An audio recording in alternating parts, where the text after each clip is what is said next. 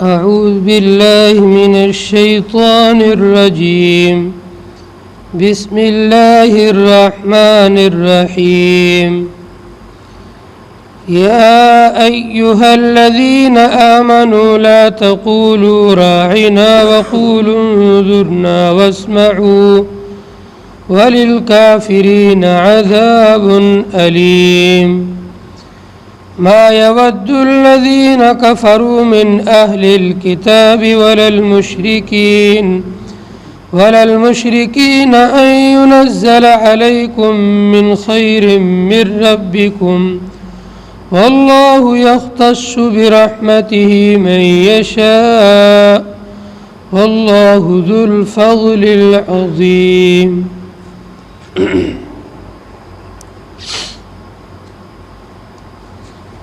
اللہ تبارک و تعالیٰ کے فضل و کرم اور احسان سے آج ہم سورۃ البقرہ کی آیت نمبر 104 105 106 ان 3 آیات کی تفسیر اور ترجمے کو سمجھیں گے۔ کل کی آیات میں اللہ تبارک و تعالیٰ نے یہود کے بارے میں بتلایا تھا کہ یہود کے اندر جادوگری بہت زیادہ پھیلی ہوئی تھی، بہت ہی زیادہ یہ جادو کے اندر مہارت رکھتے تھے اور جادو کے پیچھے پڑے ہوئے تھے، یہاں تک کہ اللہ تعالیٰ نے 2 فرشتوں کو بھیجا اور 2 فرشتوں کو بھیج کر کے ان کو سمجھایا کہ جادو کوئی اچھی چیز نہیں ہے، تم جادو سے بچو، اور اگر تمہیں سیکھنا ہی ہے تو جب یہ فرشتے سکھاتے کسی سے تو پہلے وعدہ لیتے کہ پہلے وعدہ کرو کہ ہم جادو کے ذریعے سے کسی کو نقصان نہیں پہنچائیں گے، کسی کا برا نہیں کریں گے، کسی کی بھی زندگی کو اجیرن نہیں کریں گے، کسی کو نقصان نہیں پہنچائیں گے۔ یہ پختہ وعدہ لینے کے بعد پھر ان کو سکھلاتے تھے، لیکن جادوگروں کے اندر عام طور پر یہ بات پائی جاتی ہے کہ جادو جو کیا جاتا ہے یہ بھی اس کا طریقہ ہی غلط ہوتا ہے۔ کچھ کفریہ کلمات کے ذریعے سے، شرکیہ کلمات کے ذریعے سے منتر پڑھے جاتے ہیں۔ ان منتروں کے ذریعے سے جب آدمی کفریہ اور شرکیہ کلمات کہتا ہے تو شیطان اس سے خوش ہو جاتا ہے، پھر شیطان خوش ہو کر کے اس کا جو منشا، اس کی جو مرضی ہوتی ہے نا وہ کر دیتا ہے۔ کسی کو نقصان پہنچانا ہو، میاں بیوی میں لڑائی کرانی ہو یا کوئی اور کام کروانا ہو، اس نے شرکیہ کلمات کے ذریعے سے شیطان کو خوش کیا، شیطان نے اس کو خوش کرنے کے لیے اس کا جو کام تھا وہ کر دیا۔ اس لیے جادو بالکل حرام، ناجائز اور کفر ہے۔ جادو کرنا بھی ناجائز، جادو کروانا بھی ناجائز۔ حدیث کے اندر حضرت نبی علیہ الصلوۃ والسلام نے ارشاد فرمایا، جو شخص کاہنوں کے پاس گیا، کاہن کہتے ہیں جادو کرنے والوں کو، جادوگروں کو۔ عام طور پر جوگی وغیرہ ایسے لوگ جو دیہاتوں میں گھومتے رہتے ہیں اور کہتے ہیں ہم تمہاری ہاتھ دے کر کے تقدیر بتا دیتے ہیں، یا تمہاری ایسے ہی ہم تقدیر بتا دیں گے تمہارے ساتھ کیا ہونے والا ہے۔ یہ سب کے سب ایسے ہی کاہن جادوگر لوگ ہوتے ہیں۔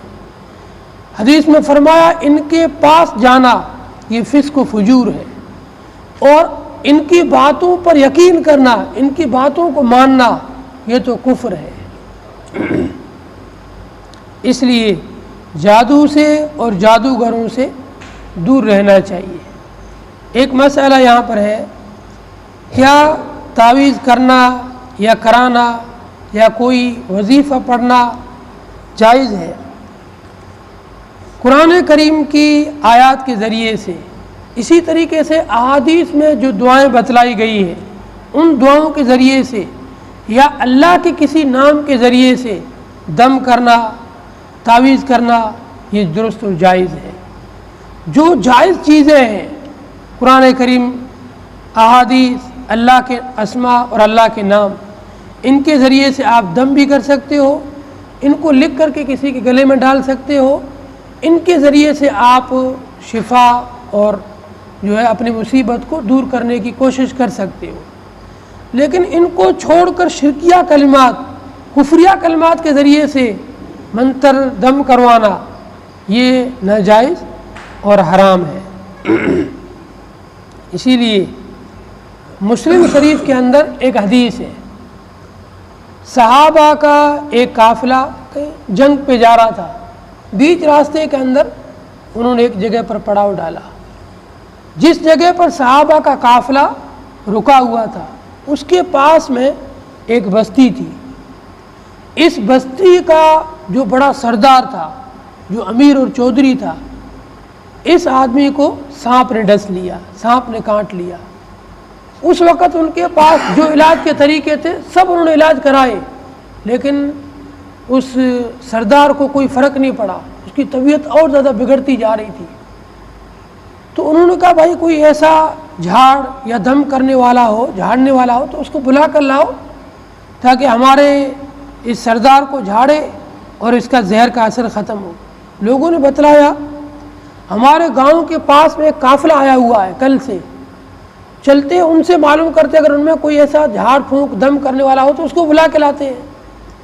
یہ گاؤں والے 2-4 آدمی مل کر کے ان صحابہ کے پاس آئے، ان سے آ کر کہا کہ بھئی ہمارے گاؤں کے سردار کو سانپ نے ڈس لیا ہے، اگر تم میں سے کوئی آدمی جھاڑ پھونک کرنے والا ہو تمہارے ساتھ چلو، جھاڑ پھونک کرو۔ تو صحابہ کے جو سردار تھے، امیر جو صحابہ کے قافلے کے امیر تھے، انہوں نے کہا کہ ہم ایسے تو نہیں چلیں گے، ہم تو اس کا تم سے معاوضہ لیں گے، کیونکہ ہم یہاں 2 دن سے ٹھہرے ہوئے، تم نے ہم کو کھانا پانی کا ہی نہیں پوچھا، کیا ہمارا حق نہیں بنتا؟ ہم اتنے قریب بیٹھے، آپ لوگ کھانا کھلاؤ، پانی پلاؤ، ہماری مہمان نوازی کرو، اب ہم فری میں تمہارا علاج نہیں کریں گے۔ تو انہوں نے کہا ہم تمہیں معاوضہ دے دیں گے، تم چلو ہمارے سردار پر دم کرو۔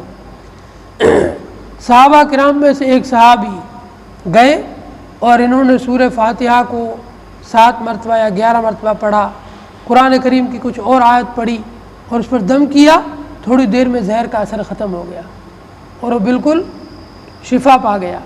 جب اس کو شفا مل گئی تو سب گاؤں والے بہت خوش ہوئے، یہ تو بہت دمدار ان کا جھاڑ پھونک ہے، دم ہے، تھوڑی دیر میں اثر ختم ہو گیا، بالکل صحیح ہو گیا انسان۔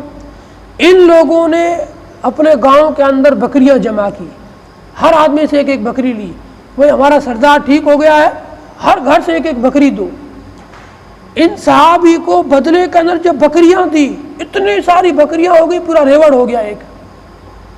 یہ صحابہ جب تک اس کا جو ہے سفر میں چلتے رہے، روز کی ایک بکری کاٹتے، ذبح کر کے کھاتے۔ ان کا سفر ختم ہو گیا، واپس مدینے آگے کچھ بکریاں بچ گئی، نبی علیہ السلام کی خدمت میں حاضر ہوئے، یا رسول اللہ ایسا ایسا واقعہ پیش آیا اور جھاڑ پھونک کے بدلے میں ہم کو اتنی بکریاں ملی تھی، ہم نے کھائی بھی خوب لیکن بچ گئی ہے۔ آپ نے فرمایا یہ مال تمہارے لیے حلال ہے اور جائز ہے، اس میں میرا بھی حصہ نکالو، تم مجھے بھی اس میں حصہ دو اور تم بھی حصہ لو۔ تو ان صحابہ نے تقسیم کر لی، اس میں سے نبی علیہ الصلوۃ والسلام کو بھی حصہ دیا۔ اس لیے جائز چیزوں کے ذریعے سے دم کرنا، جھاڑ پھونک کرنا، تعویذ کرنا، کرانا جائز ہے۔ ناجائز کلمات کے ذریعے سے جو ہے جادو کرنا یا دم کرنا، کچھ بھی کرنا ناجائز ہے۔ اس لیے قرآن کریم کی آیات کے ذریعے سے شفا ہے۔ قرآن کریم کی آیات میں کچھ مخصوص آیات ہیں، میاں بیوی میں محبت کے لیے الگ آیت ہے، بخار کے لیے الگ آیت ہے، اسی طریقے سے لا علاج بیماریوں کے لیے الگ آیات ہے، جادو جنات کے لیے الگ آیات ہے۔ سب کے سب چیزوں کے لیے علماء کرام نے باقاعدہ اس چیز پر تصنیفات کی ہے، کتابیں لکھی ہے۔ ان کتابوں کو دیکھ کر کے قرآن کریم کی آیات کا معمول بنایا جائے، ان کے ذریعے سے پڑھ کر کے آپ علاج کر سکتے ہیں۔ پھر حدیث میں آیا ہے فاتحۃ الکتاب دواء لکل داء، سورہ فاتحہ ہر بیماری کے لیے دوا ہے، ہر بیماری کا علاج ہے۔ آپ کو کوئی بھی بیماری ہے، یقین کے ساتھ میں سورہ فاتحہ 7 بار یا 11 بار پڑھ کر کے دم بھی کریں، پانی پر بھی دم کریں، وہ پانی مریض کو پلائیں، اس سے بہت زیادہ مریض کو شفا اور آرام ملے گا، اس کے سکون ملے گا۔ اسی طریقے سے سورہ یاسین کے بارے میں آتا ہے، جب کسی آدمی کی سکرات کی حالت ہو، موت کا وقت قریب ہو، تو اس کے پاس میں سورہ یاسین کی تلاوت کرو تو روح نکلنے کے اندر آسانی ہوتی ہے۔ اور بھی جتنی صورتیں ہیں، تمام صورتوں کے الگ الگ فضائل آئے ہیں، تو ان فضائل کو سن کر کے انہیں معلوم کر کے اس کے مطابق عمل کیا جائے۔ بہرحال تعویذ، دم، جھاڑ پھونک، یہ اگر قرآن کی آیات سے، احادیث سے اور اللہ تعالیٰ کے اسماء الحسنیٰ سے کیا جائے تو جائز ہے، اس میں کوئی قباحت نہیں ہے۔ یہ صحابہ کرام اور حضرت نبی علیہ الصلاۃ والسلام سے ثابت ہے۔ ایک اور واقعہ ملتا ہے صحابہ کرام میں، نبی علیہ الصلاۃ والسلام ایک مرتبہ اپنی بیٹی حضرت فاطمہ کے گھر گئے تو دیکھا کہ آپ کے دونوں نواسے پڑے ہوئے۔ آپ نے کیا کہ یہ حسن حسین کو کیا ہو گیا ہے، ایسے پڑے ہیں۔ حضرت فاطمہ کہنے لگی ابھی باہر سے کھیل کے آئے ہیں، آتے ہی پڑ گئے اور مجھے لگتا ہے بے ہوش ہو گئے ہیں۔ نبی علیہ الصلاۃ والسلام نے فوراً دعا پڑھی اور دعا پڑھ کر کے ان پر دم کیا تو وہ دونوں اٹھ کر بیٹھ گئے اور واپس کھیلنے لگ گئے۔ بچوں کو کبھی کبھی نظر لگ جاتی ہے، کسی کی بھی لگ سکتی ہے، گھر والوں کی لگ سکتی ہے، باہر کے آدمی کی لگ سکتی ہے، تو نظر کو اتارنے کے لیے بھی احادیث میں دعائیں ہیں۔ اعوذ بکلمات اللہ التامات من شر ما خلق ومن کل عین لامہ ومن کل شیطان وہامہ، اس دعا کو 3 مرتبہ پڑھ کر کے دم کیا جائے۔ اور بھی حدیثوں میں بہت سی دعائیں ملتی ہیں، ان دعاؤں کو پڑھ کر کے دم کیا جائے۔ تو قرآن و حدیث کے اندر جو دعائیں ہیں، جو آیات ہیں، ان کے ذریعے سے دم کرنا خود نبی علیہ الصلاۃ والسلام اور صحابہ سے ثابت ہے، اس لیے یہ چیز جائز ہے۔ باقی شرکیہ کلمات سے، کفریہ کلمات سے دم کرنا، جھاڑ پھونک کرنا، تعویذ کرنا، منتر کرنا، جادو کرنا، یہ سب چیز ناجائز، حرام اور بہت بڑا گناہ ہے۔ اس سے کرنے سے بھی بچنا چاہیے، کرانے سے بھی بچنا چاہیے۔ تو یہ یہود جو لوگ تھے نا، جادو میں بہت زیادہ پڑے ہوئے تھے، اس جادو کا اثر ان کی زبان میں بھی آ گیا تھا۔ یہ ایسی باتیں کرتے تھے، ایسے بول بولتے تھے، کوئی ایسا جملہ اور ایسا کلمہ کہتے تھے جس کلمے کے 2 معنی ہوتے، ایک معنی تو ان کی زبان کے حساب سے، ایک معنی عربی کے حساب سے۔ عربی کے حساب سے اسی کلمے کے بہت اچھے معنی ہیں، لیکن ان کی زبان میں، یہود کی جو دوسری زبان تھی، اس زبان کے اندر اسی کلمے کے بہت ہی زیادہ برے معنی ہوں، تو یہ ارادہ اور نیت تو کرتے تھے کہ ہم تو اپنی زبان والے معنی مراد لے رہے ہیں، اور بولتے تھے نبی کے بارے میں وہ کلمات جو ذل وجہین 2 معنی والے ہو، ذو معنین 2 معنی والے ہو، مراد لیتے تھے اپنے زبان والے گندے اور فاسد معنی اور بولتے تھے وہ کلمہ۔ تو لوگ تو سمجھتے تھے کہ نبی کا احترام کر رہے ہیں، یہ اپنے دماغ میں، اپنے دل میں، اپنے حساب سے نبی کی توہین کرتے تھے، نبی علیہ الصلاۃ والسلام کی شان میں گستاخانہ کلمات کہتے تھے۔ انہی کلمات میں سے ایک کلمہ ہے رائینا، را الف عین نون الف، رائینا۔ تو عربی کے اندر رائینا بولتے ہیں خیال کرنے کو۔ کوئی اگر آپ کو کہے نا رائینا، تو اس کا معنی ہوتا ہے بھئی ہمارا بھی خیال کر لو، ہماری طرف بھی توجہ دو، ہمیں بھی کچھ اچھی طریقے سے سمجھاؤ۔ عربی کے اندر اس کلمے کے یہ معنی ہوتے ہیں۔ لیکن جو یہود کی زبان تھی، عبرانی یا سریانی جو بھی ہو، اس زبان کے اندر رائینا کے معنی ہوتے ہیں گوار، چرواہے، بے وقوف، احمق۔ تو ایک ہی کلمہ ہے، ایک ہی لفظ ہے، اس لفظ کے 2 معنی ہیں۔ جب اس کو عربی زبان کے اندر لے آتے ہیں تو عربی کے اندر اس کے معنی ہوتے ہیں ہمارا خیال رکھو، ہماری طرف توجہ کرو، ہمیں اچھی طریقے سے سمجھاؤ، ذرا ہماری طرف بھی توجہ کر کے ہمیں جو ہے اچھی طریقے سے آپ سمجھا دو۔ یہ ہوتا ہے اس کلمے کے عربی کے اندر معنی۔ اسی کلمے کو جب سریانی یا عبرانی زبان میں بولا جاتا ہے تو اس کے معنی ہوتا ہے اے بیوقوف، احمق، نالائق، گوار، دیہاتی، یہ اس کے معنی ہوتے ہیں۔ یہود جب نبی علیہ الصلوۃ والسلام کی مجلس میں آتے، آپ کی محفل میں آتے، آپ کہیں بیان کر رہے ہیں، آپ کہیں تقریر کر رہے ہیں، آپ کہیں سمجھا رہے ہیں، آپ کی محفل لگی ہوئی ہے، آپ لوگوں کو سمجھا رہے ہیں، تو بیچ میں کھڑے ہو کر کے یہود کہتے رائنا رائنا، اے اللہ کے رسول ہمیں دوبارہ سمجھا دو، ذرا ہمیں اچھی طریقے سے سمجھا دو، ہمارا خیال کرو، ہماری رعایت کرو۔ تو ان یہود کی دیکھا دیکھی جو عرب کے لوگ تھے، یہ بھی یہود بھی عرب میں رہا کرتے تھے، جو ایمان والے تھے، مسلمان تھے، وہ بھی سمجھنے لگے جب یہ یہود اہل کتاب ہے، یہ پڑھے لکھے لوگ ہیں، ان کے پاس تو انبیاء سے بات کرنے کا سلیقہ بھی ہے، آداب بھی ہے، یہ بھی رائنا کہتے ہیں، تو رائنا کوئی اچھا کلمہ ہوگا۔ تو انہوں نے بھی رائنا کہنا شروع کر دیا، مسلمانوں نے بھی، یہود کی دیکھا دیکھی ان کو سن کر کے۔ اللہ نے قرآن میں آیت اتار دی کہ ایمان والوں تمہیں پتہ ہے رائنا کے دو معنی ہیں۔ ان یہود کی زبان میں رائنا کے معنی ہے بیوقوف، احمق۔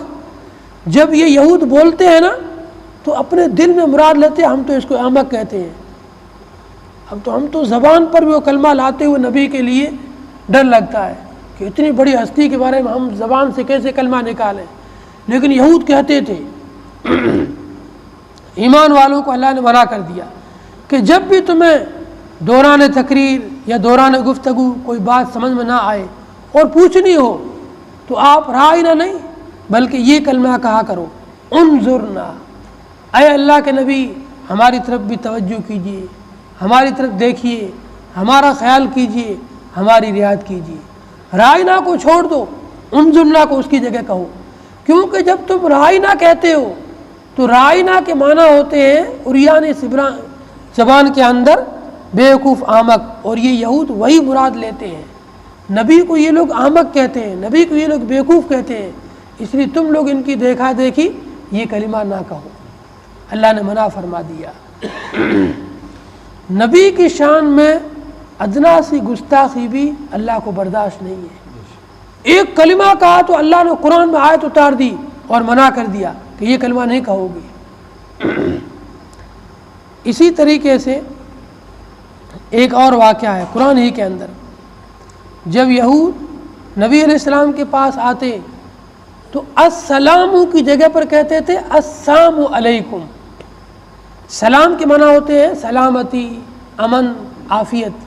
السلام علیکم، اللہ تعالیٰ تمہیں عافیت سے رکھے، سلامتی سے رکھے، بیماری سے بچا کر رکھے، مصیبتوں سے بچا کر رکھے۔ یہ تو سلام ایک دعائیہ جملہ ہے، بہت بڑی دعا ہے، امن کی، سلامتی کی، عافیت کی دعا ہے۔ یہود لوگ جب نبی کے پاس آتے تو کیا کہتے؟ السلام علیکم۔ سام بولتے بربادی کو، ہلاکت کو، تمہارے اوپر بربادی ہو، تمہارے اوپر ہلاکت ہو، تم برباد و ہلاک ہو جاؤ۔ ایک مرتبہ اماں عائشہ پاس بیٹھی ہوئی تھی، نبی علیہ السلام کے پاس بیٹھی ہوئی ہے، یہود کا ایک قافلہ آیا اور انہوں نے آتے ہی کہا السلام علیکم۔ حضرت عائشہ کو بہت غصہ آیا، ان کو برا بھلا کہنے لگی۔ آپ نے فرمایا عائشہ اپنے غصے پر کنٹرول کرو، تھوڑا غصہ برداشت کرو۔ اگر انہوں نے مجھے السلام علیکم کہا ہے تو میں بھی ان کی بات سمجھ گیا کہ مجھے بد دعا دے رہے ہیں، میں نے بھی ان کو کہہ دیا نا وعلیکم، تم جو مجھے بد دعا دے رہے ہو یہ بد دعا واپس تمہیں پر لوٹ جائے۔ تو ان کی بد دعا تو قبول نہیں ہوگی لیکن میری زبان سے نکلا ہوا جملہ ضرور قبول ہو جائے گا، تو یہ تو ضرور برباد ہو ہی جائیں گے۔ پھر آپ نے فرمایا عائشہ اپنی زبان کو گالی گلوچ کر کے، برا بول کر کے گندا نہ کرو۔ اگر یہ لوگ برا کہہ رہے ہیں تو ہم نے ایک ہی جملے کے اندر، ایک ہی سینٹنس کے اندر ان کی برائی کو واپس انہی پر لوٹا دیا، اب ہمیں زیادہ برا بھلا کہہ کر کے اپنی زبان کو گندا نہیں کرنا ہے۔ تو یہ یہود کی فطرت اور عادت تھی، یہ جب بھی نبی کے پاس آتے کوئی نہ کوئی ایسا کلمہ کہتے جس کلمے میں عربی کے اندر تو اچھے معنی ہو لیکن اپنی زبان میں اس میں ہلاکت و بربادی ہو یا بد دعا ہو یا کوئی ایسی توہین ہو، ایسے کلمات کہتے تھے۔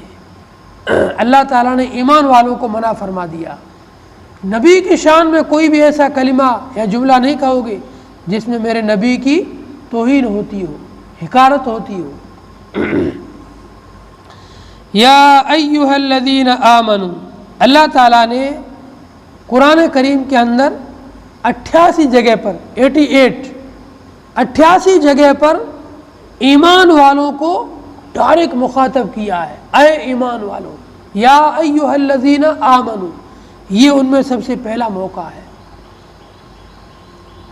حضرت عبداللہ بن مسعود رضی اللہ تعالیٰ عنہ سے کسی نے سوال کیا کہ آپ ہمیں کوئی نصیحت کرو۔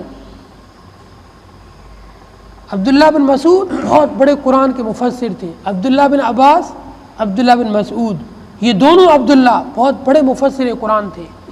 تو عبداللہ بن مسعود سے کسی نے سوال کیا کہ آپ ہمیں نصیحت کرو کچھ۔ عبداللہ بن مسعود نے کہا کہ قرآن میں جہاں پر بھی یا ایھا الذین آمنوا آئے، اس کو بہت زیادہ غور سے سنا کرو، یہ سمجھو کہ اللہ ڈائریکٹ ہم سے بات کر رہا ہے، کوئی بیچ میں واسطہ نہیں۔ اے ایمان والو، کتنا پیار ہے اس کے اندر۔ ہم جب بولتے ہیں اے لڑکے ادھر آ، اے بٹیا ادھر آ، تو اس کو کتنا اچھا لگتا ہے کہ میرے کو بیٹا کہہ کر بلا رہا ہے، پوتا کہہ کر بلا رہا ہے، اور اس کا نام لے کر بلائیں تو اتنا زیادہ پیار نہیں ہے۔ اسی لیے اللہ نے اپنے نبی کو بار بار لقب کے ذریعے سے بلایا، یا ایھا النبی، یا ایھا المزمل، یا ایھا المدثر، یاسین، یہ سب کے سب نبی علیہ الصلوۃ والسلام کے نام ہیں، اسماء ہے۔ آپ نے یہ جو ہے لقب ہے آپ کے، تو اللہ تعالیٰ نے یا محمد کہہ کر نہیں بلایا، بقیہ انبیاء کو یا ابراہیم اس طریقے سے نام آئے، لیکن آپ کی جب باری آئی تو کیا کہا؟ لقب ان کے بولے ہیں۔ اسی طریقے سے ایمان والوں کو اللہ نے ڈائریکٹ سیدھا ان سے گفتگو کی، یا ایھا الذین آمنوا، اے میرے ایمان والے بندوں۔ اب آگے اس میں کیا ہوگا؟ یا تو اللہ کا حکم ہوگا یا اللہ تعالیٰ کسی چیز سے منع کر رہے ہوں گے۔ تو عبداللہ بن مسعود نے کہا میری نصیحت یہ ہے، جب قرآن کریم کی تم تلاوت کرو یا قرآن کو سنو اور پڑھتے پڑھتے بیچ میں یا ایھا الذین آمنوا آئے، پورے دھیان کے ساتھ میں، پوری توجہ کے ساتھ میں اس کو سننا، اس کو پڑھنا، اس میں جو بھی اللہ کا حکم ہو اس کو اچھی طریقے سے ماننا، اس پر عمل کرنا، یا اس میں جو بھی اللہ کی طرف سے کسی کام سے منع کیا گیا ہو اس سے رک جانا، اس سے باز آ جانا۔ یہ میری نصیحت ہے۔ یا ایھا الذین آمنوا، اے ایمان والوں، لا تقولوا رائنا، تم رائنا مت کہو، وقولوا انظرنا، انظرنا کہو، واسمعوا، غور سے سنو۔ جب نبی علیہ السلام گفتگو کریں، بات کریں، آپ کی بات کو بہت غور سے سنا کرو۔ وَلِلْكَافِرِينَ عَذَابٌ عَلِيمٌ، کافروں کے لیے دردناک عذاب ہے۔ ما یود الذین، آیت نمبر 105 کے اندر اللہ تبارک و تعالیٰ نے نبی علیہ الصلوۃ والسلام کو نبوت عطا فرمائی، اپنا فضل عطا فرمایا۔ ان یہود کو حسد ہو گیا، اللہ نے بنی اسماعیل میں سے، اسماعیل کی اولاد میں سے محمد کو کیوں نبی بنایا؟ نبی تو ہمارے بنی اسحاق جو ہے اسحاق میں سے ہونا چاہیے، یعقوب علیہ السلام کی نسل میں سے نبی ہونا چاہیے۔ ان کو حسد ہو گیا اور یہ آپ کی مخالفت کرنے لگے۔ اللہ نے فرمایا ما یود الذین کفروا من اہل الکتاب ولا المشرکین، اہل کتاب میں سے اور مشرکوں میں سے جو کافر ہے ہرگز یہ بات پسند نہیں کرتے ہیں، وہ چاہتے نہیں ہیں ان ینزل علیکم من خیر من ربکم، کہ تمہارے اوپر نازل ہو اللہ کی طرف سے کوئی خیر۔ واللہ یختص برحمتہ، اللہ تعالیٰ اپنی رحمت کے ساتھ خاص کرتا ہے۔ مفسرین لکھتے ہیں یہاں پر رحمت سے مراد نبوت ہے۔ اللہ تعالیٰ نبوت جسے چاہے اسے عطا کرتا ہے۔ ان کی مرضی نہیں چلے گی کہ آپ فلاں کو نبی بناؤ گے تو ہم نہیں مانیں گے، تو مت مانو۔ اللہ کوئی تمہارا غلام تھوڑی ہے، تمہارے حکم کا پابند تھوڑی ہے، تم جو کہو گے تمہارے مان لے گا، تمہاری مرضی کے مطابق نبی بنائے گا۔ اللہ کی مرضی چلے گی۔ اللہ جس کو چاہتا ہے اس کو نبوت عطا فرماتا ہے۔ اس اللہ نے جس کو نبوت دی ہے تمام کے تمام انسانوں کو اس کی نبوت ماننی پڑے گی، اس کی نبوت تسلیم کرنی پڑے گی۔ اگر نہیں کریں گے ایک وقت ایسا آئے گا ان کو ماننا پڑے گا۔ حدیث میں آتا ہے ایک مرتبہ پیارے کریم نبی کریم صلی اللہ علیہ وسلم سفر سے واپس آئے، آپ کے بال بکھرے ہوئے، حالت بھی ذرا پراگندہ تھی، سفر کی وجہ سے ہو جاتی ہے، کئی دن تک نہانے کا ٹائم نہیں ملتا ہے، بالوں میں کنگھی نہیں ہوتی ہے، تو بال وال سب بکھرے ہوئے اور کپڑوں پر بھی دھول لگی ہوئی، سفر جیسی حالت۔ جب گھر لوٹے آپ کی بیٹی حضرت فاطمہ نے جب آپ کی یہ حالت دیکھی، فاطمہ رونے لگی۔ آپ نے فرمایا اے میری بیٹی فاطمہ رو مت، اللہ نے تیرے باپ کو وہ کلمہ دے کر بھیجا ہے، ایک دن ایسا آئے گا یہ کلمہ دنیا کے ہر کچے پکے مکان میں داخل ہو کر رہے گا، چاہے لوگ خوشی کے ساتھ قبول کریں یا زبردستی ان کو قبول کرنا پڑے، لیکن ایمان سب کو قبول کرنا پڑے گا، ایمان لائے بغیر کوئی چارہ نہیں ہوگا۔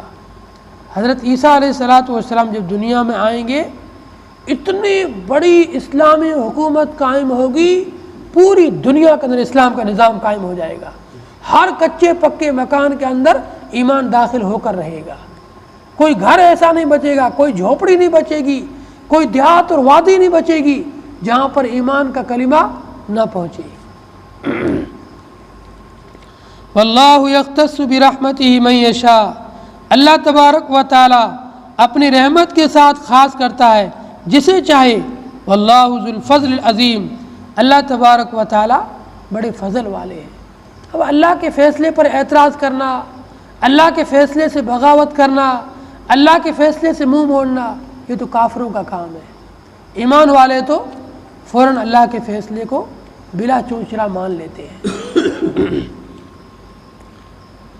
ما ننسخ من آیت او ننسیہا نات بخیر منہا او مثلیہا الم تعلم ان اللہ علی کل شیء قدیر الم تعلم ان اللہ لہ ملک السماوات والارض وما لکم من دون اللہ من ولی ولا نصیر۔ آیت نمبر 106 اور 107 کے اندر ایک اور برائی یہود کی بیان کی گئی ہے۔ اللہ تبارک و تعالی بادشاہ ہے، وہ جو چاہے حکم دے سکتا ہے۔ ابھی زمانے کے لیے کوئی حکم مناسب تھا تو وہ حکم دیا، 10 سال کے بعد اس حکم کو بدل کر کے اس کی جگہ دوسرا حکم دے دیا، دے سکتا ہے، اللہ کی مرضی ہے۔ جو اللہ حکم دے اللہ کے حکم کو ماننا ہے۔ بادشاہ کوئی بھی حکم دے سکتا ہے، اللہ بادشاہ ہے، اللہ کوئی بھی حکم دے سکتا ہے۔ تو اللہ تعالیٰ قرآن کریم کے اندر جب قرآن کا نزول ہو رہا تھا، جب شریعت بن رہی تھی، اس وقت میں اللہ تعالیٰ نے پہلے کوئی دوسرا حکم دیا، 2-2.5 سال کے بعد میں اس حکم کو بدل کر کے اس کی جگہ دوسرا حکم دے دیا۔ تو یہود کہنے لگے دیکھو یہ محمد کہتا ہے میں نبی ہوں، میرے اوپر آسمان سے کتاب نازل ہوتی ہے، اللہ کی طرف سے نازل ہوتی ہے، اگر اللہ کی طرف سے کتاب نازل ہوتی ہے تو حکم بدلتا کیوں ہے؟ پہلے تو یہ کوئی اور حکم دیتے ہیں، 2 سال گزرنے کے بعد اس حکم کو چھوڑ کر دوسرا حکم دیتے ہیں، یا تو پہلے والا حکم غلط ہوگا یا دوسرا حکم غلط ہوگا، ان میں سے کوئی ایک غلط ہوگا۔ یہود اس طریقے سے ایمان والوں کے دلوں میں شبہات ڈالنا چاہتے تھے کہ یہ لوگ بھی قرآن کے بارے میں شک کرنے لگے۔ اللہ نے فرمایا دونوں صحیح ہے، 2 سال پہلے جو حکم تھا اس زمانے ان حالات کے تقاضے کے حساب سے وہی حکم مناسب تھا، اس لیے وہ حکم دیا۔ جب حالات ٹھیک ہو گئے، مناسب ہو گئے، اب لوگوں کے لیے یہ حکم صحیح ہے تو اس حکم کو منسوخ کر دیا۔ تو اللہ نے قرآن کے اندر بہت سی جگہ پر قرآن کی آیات کی تلاوت کو منسوخ کر دیا، ان کا حکم باقی ہے، اور بہت سی جگہ پر حکم کو منسوخ کر دیا، تلاوت باقی ہے۔ اس طریقے سے قرآن کریم کے اندر جو ہے اللہ تبارک و تعالیٰ کی طرف سے اس طریقے سے یہ تغیر، احکامات میں تبدل اور نسخ ہوتا رہتا ہے، لیکن اب نہیں ہو سکتا ہے۔ یہ تو جس وقت قرآن اتر رہا تھا 23 سال کے عرصے میں یہ سب کچھ ہوا۔ جب قرآن اتر کر کے مکمل ہو گیا، حضرت نبی علیہ السلام دنیا سے پردہ فرما گئے، اب کسی چیز میں تغیر تبدیلی نہیں ہو سکتی ہے۔ الیوم اکملت لکم دینکم واتممت علیکم نعمتی ورضیت لکم اسلام دینا، یہ قرآن کی آخری آیات میں سے آیت ہے۔ اللہ نے فرما دیا میں نے دین کو مکمل کر دیا، اب اس دین کے اندر کوئی کمی بیشی نہیں ہوگی، بس جو احکامات ہیں قیامت تک یہی احکامات رہیں گے، اب ان میں کوئی تبدیلی، کوئی تغیر، کوئی کچھ بھی نہیں ہوگا۔ قرآن کے نزول کے زمانے میں یہ ہوتا رہتا تھا۔ ما ننسخ من آیت او ننسیہا، جب بھی کسی آیت کو منسوخ کرتے ہیں یا بھلاتے ہیں، ناتی بخیر منہا، اس سے بہتر حکم لے آتے ہیں، او مثلہا، یا اس جیسا دوسرا حکم لے کے آتے ہیں۔ الم تعلم، کیا آپ جانتے نہیں ہو اللہ ہر چیز پر قادر ہے، طاقتور، قوت والا، قدرت والا اللہ ہے، وہ جو چاہے حکم دے سکتا ہے۔ الم تعلم، کیا آپ جانتے نہیں ہو اللہ ہی کے لیے ہے آسمان اور زمین کی حکومت۔ یہ جو کہتے تھے نا یہود، اگر اللہ ہی کا دونوں حکم ہے تو اللہ نے پہلے حکم کو بدلا کیوں؟ تو اس کا جواب ہے اللہ زمین و آسمان کا حاکم ہے، بادشاہ ہے، سلطان ہے، وہ جو چاہے حکم دے سکتا ہے، جب چاہے حکم کو بدل سکتا ہے، جب چاہے پہلے والے حکم کو ختم کر کے اس کی جگہ دوسرا حکم دے سکتا ہے۔ وما لکم من دون اللہ من ولی ولا نصیر، اور تمہارے لیے اللہ کو چھوڑ کر نہ تو کوئی مددگار ہے نہ کوئی حمایتی ہے۔ اگلی آیات کے اندر بھی یہود ہی کی مذمت اور برائی کی، ان کی چند برائیوں کو ذکر کریں گے، جس کا تذکرہ انشاءاللہ کل کریں گے۔ اللہ تعالیٰ سے دعا ہے کہ اللہ تعالیٰ ہمیں عمل کی توفیق عطا فرمائے۔ اللہم صلی علی محمد عبدک ورسولک، صلی علی المؤمنین والمؤمنات والمسلمین والمسلمات، ربنا آتنا فی الدنیا حسنہ وفی الآخرۃ حسنہ وقنا عذاب النار۔ یا حی یا قیوم برحمتک نستغیث، یا حی یا قیوم برحمتک نستغیث۔ یا اللہ ہم سب کے گناہوں خطاؤں کو معاف فرما، سیئات کو حسنات سے مبدل فرما، حلال روزی نصیب فرما، حرام کے لقمے سے ہماری حفاظت فرما، قربانی کرنے کی توفیق نصیب فرما۔ یا اللہ اتنے سالوں سے قربانی کرتے آ رہے ہیں، کہیں ایسا نہ ہو کہ یہ موقع چوک جائے اور ہم قربانی نہ کر پائیں۔ اللہ غیب سے ہمارے لیے انتظام فرما، ہمیں قربانی کرنے کی توفیق عطا فرما۔ ہمارے گھرانوں کے اندر جتنے لوگ بھی صاحب نصاب ہے، ہر فرد کی طرف سے قربانی کرنے کی توفیق عطا فرما۔ یا اللہ نفلی قربانی کی بھی توفیق عطا فرما، نبی اور صحابہ کی طرف سے بھی قربانی کرنے کی توفیق عطا فرما۔ امت کو زیادہ سے زیادہ سنت خلیلی کو زندہ کرنے کی توفیق عطا فرما۔ خلیل اللہ ابراہیم علیہ السلام اپنے بیٹے کو قربان کرنے کے لیے تیار ہو گئے تھے۔ یا اللہ آج بیٹے کی قربانی تو نہیں مانگی جا رہی ہے، ایک جانور ہی تو مانگا جا رہا ہے۔ ہمیں اخلاص کے ساتھ میں، دل کے پورے جذبات کے ساتھ میں، پوری اللہ کی محبت کے ساتھ میں، اللہ کے عشق کے ساتھ میں اس فریضے کو ادا کرنے کی توفیق عطا فرما۔ اے اللہ ہمارے گھروں کے اندر ایمان کا نور نصیب فرما، قرآن کا نور نصیب فرما، حیا نصیب فرما، حیا کی چادریں نصیب فرما۔ ماں بہن بیٹیوں کی عزت کی حفاظت فرما، عصمت کی حفاظت فرما، عفت کی حفاظت فرما۔ جن لوگوں نے دعاؤں کے لیے کہا ہے، لکھا ہے، امید رکھتے ہیں، سب کی جائز تمنا و مرادوں کو پورا فرما۔ صلی اللہ تعالیٰ علی خیر خلقہ محمد وآلہ وصحبہ اجمعین برحمتک یا ارحم الراحمین۔